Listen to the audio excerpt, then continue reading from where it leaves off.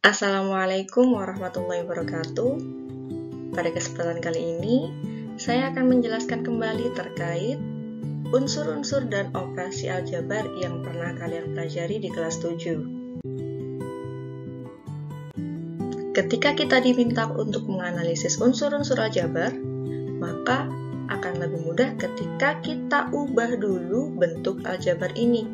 Menjadi seperti apa? Menjadi bentuk X pangkat 3 ditambah negatif 6Y pangkat 5 ditambah negatif 7X ditambah 8. Ingat bahwa bentuk dikurangi di sini artinya sama dengan ditambah bilangan negatif. Nah, kalau bentuknya sudah kita ubah seperti ini, kita akan tahu berapa sih banyak sukunya. Ingat bahwa pemisah antar suku bentuk aljabar adalah tanda plus atau tambah. Berarti di sini kita bisa hitung ada berapa sukunya. 1, 2, 3, 4. Berarti ada 4 suku dalam bentuk aljabar ini. Kita tuliskan dulu. Ada 4. Selanjutnya, siapa saja sih variabel dalam bentuk aljabar ini? Variabel itu apa? Variabel adalah nilai yang belum diketahui dan biasanya disimbolkan dengan huruf. Kalau di sini ada X dan Y, artinya ada dua macam variabel di sini, yaitu X dan Y. Kita tuliskan lagi. X dan Y.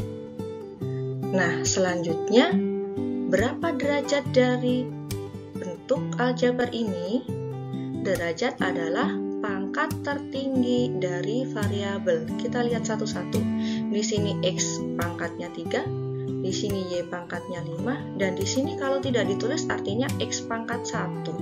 Berarti di antara 3, 5, 1. Siapa yang tertinggi? 5. Artinya bentuk aljabar ini pangkat tertingginya adalah 5. Kita tuliskan. Nah, selanjutnya koefisiennya siapa saja? Koefisien itu apa? Koefisien adalah bilangan yang nempel sama variabel.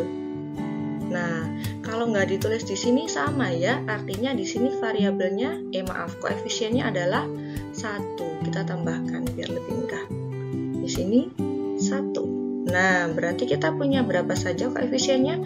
Ada 1, negatif 6, dan negatif 7. Ingat, pemisah suku tadi adalah plus, artinya negatif ini akan ikut dengan angkanya ya.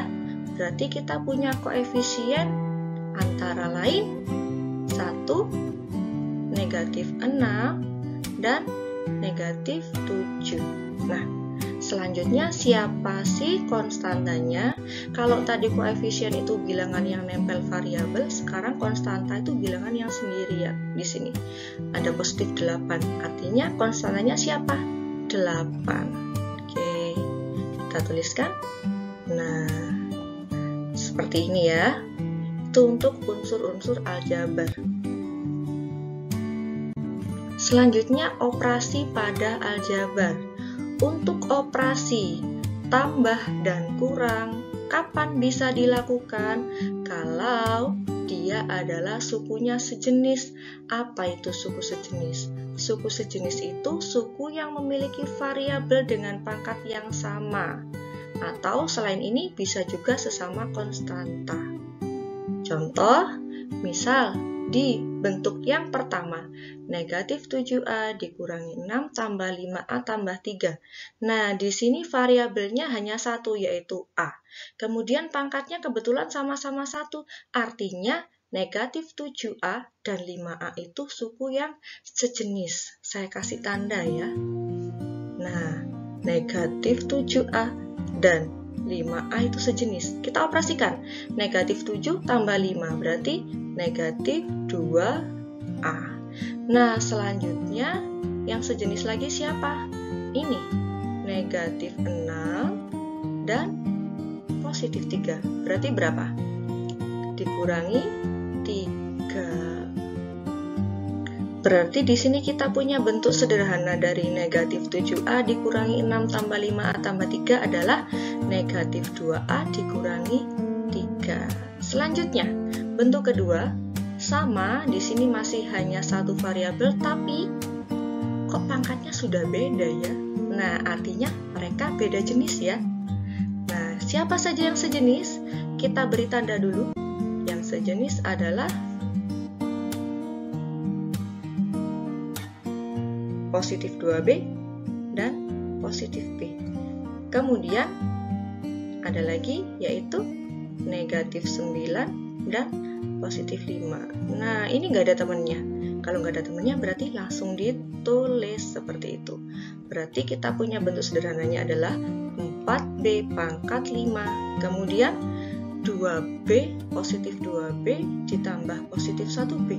Berarti hasilnya adalah positif 3B. Kemudian negatif 9 ditambah 5. Berarti negatif 4. Nah, di sini kita punya bentuk sederhana dari bentuk aljabar yang kedua adalah 4B pangkat 5 ditambah 3B dikurangi 4. Kemudian bentuk yang terakhir, kita lihat dulu. Di sini ada dua variabel. Artinya kalau sudah variabelnya beda, pasti jenis sukunya juga beda. Nah, lagi di sini C sama C, tapi satunya pangkat 3, satunya pangkat 1. Artinya mereka beda jenis dan tidak bisa dioperasikan dengan jumlah dan kurang. Maaf, tambah atau kurang, sama-sama tidak bisa dioperasikan. Artinya yang sejenis siapa di sini? Hanya ada sepasang, yaitu negatif 9 dan positif 5. Nah, sisanya gimana dong? Langsung aja kita tulis. Jadi 5C pangkat 3 ditambah 2D ditambah C. Nah, negatif 9 ditambah 5 hasilnya negatif 4. Nah, berarti di sini bentuk sederhananya cuma sama seperti ini. Apa sih maksudnya bentuk sederhana? Bentuk sederhana itu kalau di sini sudah sukunya beda jenis semua ya. Ini dengan ini beda. Ini beda semua. Ini juga beda. Artinya mereka sudah bentuk yang paling sederhana. Selanjutnya operasi kali aljabar. Kita mulai dari perkalian satu suku dengan satu suku. Kalau tadi ketika operasi tambah dan kurang, kita harus mencari suku yang sejenis. Kalau di operasi kali ini, kita cukup memasangkan perkalian bilangan dengan bilangan, variabel dengan variabel. Contoh, di contoh yang pertama, 2 kali 7E, artinya kita tinggal mengalihkan 2 kali 7. Variabelnya cuma E, ya berarti langsung kita tulis. Berarti kita punya apa? 2 kali 7 adalah 14, kemudian E. Udah, itu aja. Selanjutnya bentuk yang kedua, sama-sama ada koefisiennya, ada variabelnya. Ya sudah, berarti kita kalikan koefisien, variabel. Sehingga diperoleh 5 kali negatif 6 adalah negatif 30. Hati-hati ya, negatifnya ikut bilangannya. Jadi bukan 5 kali 6, tapi 5 kali negatif 6. Selanjutnya F kali F pangkat 3. Ingat, kalau ada perkalian bilangan pokoknya sama, pangkatnya dijumlahkan. F pangkat 1 kali F pangkat 2. Berarti hasilnya F pangkat 3. Kemudian contoh yang ketiga. Lah, ini gimana? Variabelnya beda. Berarti tetap kita tulis dua-duanya ya. Jadinya 8 dikali 3, 24. Kemudian variabelnya keduanya kita tulis G, K pangkat 2. Nah, ini kalau untuk perkalian satu suku dengan satu suku. Selanjutnya, masih pada operasi kali, yaitu perkalian satu suku dengan beberapa suku. Nah, coba perhatikan. Di sini setelah negatif 5 kok nggak ada tandanya ya, tiba-tiba kurung. Artinya ini adalah dikali. Negatif 5 kali N kuadrat dikurangi 2. Yang bentuk kedua ini sama ya, berarti 3 dikurangi M dikali 4. Caranya seperti apa? Seperti ini. Negatif 5 dikali N kuadrat, negatif 5 kali negatif 2. Yang bawah juga demikian, 4 kali 3, 4 kali negatif M. Kita tuliskan hasilnya. Negatif 5 kali n kuadrat, negatif 5n kuadrat. Negatif 5 kali negatif 2 berarti positif 10. Kemudian contoh yang berikutnya, 3 dikali 4, 12. Negatif m kali 4, negatif 4m. Coba perhatikan. Bentuk ini dan ini itu sama ya. Yang berbeda hanya bentuknya saja. Nilainya sama. Jadi bentuk seperti ini bisa saya ubah. Dengan ini bagaimana? Dengan cara ini kan sama-sama bisa dibagi min 5 ya. Maka min 5-nya saya keluarkan. Lah, kalau min 5-nya keluar berarti sisanya siapa? Berarti ini nggak ada. Tinggal n kuadrat. Kemudian ini 10 bagi min 5 berapa? Min 2. Nah, ingat bentuk ini dan ini itu berbeda tapi nilainya tetap sama. Begitupun bentuk ini. Dua bentuk ini berbeda tapi nilai keduanya sama. Seperti itu ya. Operasi kali yang ketiga yaitu perkalian beberapa suku dengan beberapa suku. Ingat bahwa ketika tidak ada tanda, hanya kurung dan kurung artinya dikali. Caranya hampir sama seperti tadi. Jadi, langsung saja 3 kali A kuadrat adalah 3A kuadrat. Kemudian 3 kali negatif 2 adalah negatif 6. Kemudian negatif A dikali A kuadrat adalah negatif A pangkat 3. Negatif A kali negatif 2 adalah positif 2. Perhatikan, di sini sudah beda suku semua atau sukunya tidak sejenis. Berarti ini sudah bentuk yang paling sederhana. Berarti biarkan saja ya. Kemudian bagaimana dengan contoh yang kedua? Caranya masih sama. Berarti negatif 4 kali 5. Negatif 4 kali B. Negatif 4 kali 5 adalah negatif 20. Negatif 4 dikali negatif D adalah positif 4B. Selanjutnya, negatif 2B kali 5 adalah negatif 10B. Kemudian negatif 2B kali negatif B adalah positif 2B kuadrat. Coba perhatikan di sini. Ada suku yang sejenis di dalamnya, yaitu berarti ini bisa kita sederhanakan. Jadinya apa?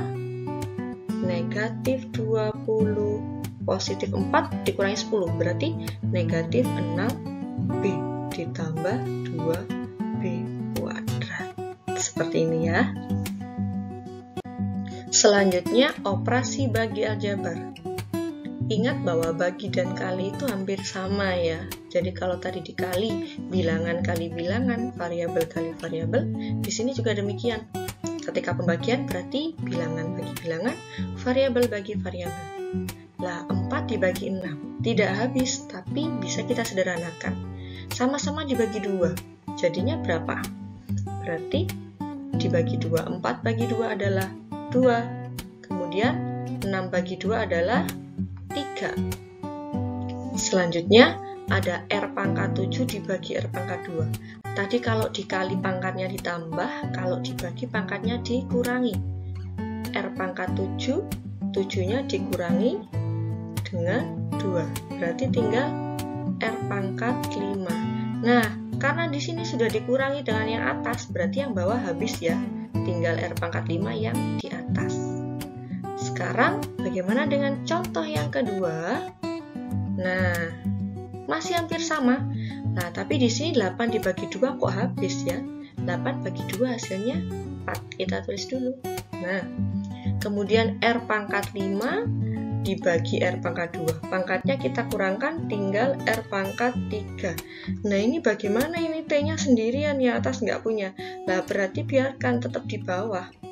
Nah, berarti bentuk sederhananya sudah seperti ini. Untuk operasi bagi satu suku dengan satu suku. Selanjutnya, operasi bagi aljabar yang melibatkan beberapa suku. Contoh yang pertama. Ini gimana ya cara menyederhanakan? Ada P-nya, ada P-nya, ada P-nya. Oh, yang atas coba sih dikeluarkan P-nya. Nah, kita tulis P. Nah, masih ingat tadi yang bentuk perkalian satu suku dengan dua suku? Nah, di sini cara memperoleh suku yang sini dan sini adalah 2P pangkat 3 kita bagi dengan P. Hasilnya berapa? 2P kuadrat ya. Kita tuliskan 2P kuadrat. Tandanya plus di sini. Berarti kemudian 4P dibagi P adalah 4. Nah, yang bawah tetap per P. Nah, P dibagi P adalah 1. Artinya tinggal yang ini aja. 2P kuadrat ditambah 4. Ingat, tadi saya bilang apa dari awal? Bentuk ini dan ini memang bentuknya beda, tapi nilainya sama. Jadi cuman beda bentuk aja ya. Oke, next, contoh yang kedua. Caranya sama dengan yang atas ya. Kalau ini bedanya, ini kan ada P, lah ini 5Q. Ya ini nggak ada 5Q-nya gimana dong? Ya yang dicoret cuma Q-nya aja. Berarti, oke, yang atas kita uraikan. Jadi apa? Berarti 5 dikali Q. Yang bawah Q-nya kita keluarkan. Nah, sama caranya 3Q kuadrat dibagi Q hasilnya 3Q ya. Berarti di sini adalah 3Q. Ininya negatif. Oke. Kemudian 2Q, negatif 2Q dibagi Q. Berarti tinggal negatif 2. Nah, di atas ada Q, di bawah ada Q. Kita coret. Kita bagi ya. 1, 1. Berarti yang atas adalah 5, yang bawah 3Q dikurangi 2. Kalau sudah seperti ini sudah nggak bisa disederhanakan ya. Karena, kenapa? Ini nggak punya FPB. 5 dengan 3Q dengan negatif 2. Nah, berarti ini sudah bentuk yang paling sederhana. Oke. Ya, demikian review materi unsur-unsur aljabar dan operasi aljabar. Sekian dari saya, kurang lebihnya mohon maaf. Assalamualaikum warahmatullahi wabarakatuh.